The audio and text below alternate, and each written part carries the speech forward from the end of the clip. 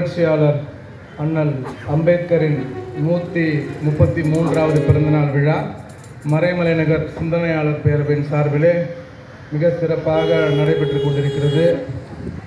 இந்த நிகழ்ச்சியின் முதல் பகுதியாக நாம் அனைவரும் முனைவர் திருத்தணி பன்னீர்செல்வம் அவர்களின் தலைமையிலான குழுவினரின் இசை நிகழ்ச்சியை கண்டு கேட்டு மகிழ்ந்து கொண்டிருக்கின்றோம். அதன் தொடர்ச்சியாக மிக சிறப்பாக நம்முடைய சிந்தனையாளர் பேரவையின் அமைப்பாளர் அருமை ஐயா திரு க பன்னீர்செல்வம் அவர்களின் துணைவியார் திருமதி கீதா பன்னீர்செல்வம் அவர்கள் இப்பொழுது ஒரு பாடலை பாடி நம்மையெல்லாம் இந்நிகழ்விற்கு அன்போடு அழைக்கின்றார், வரவேற்கின்றார்.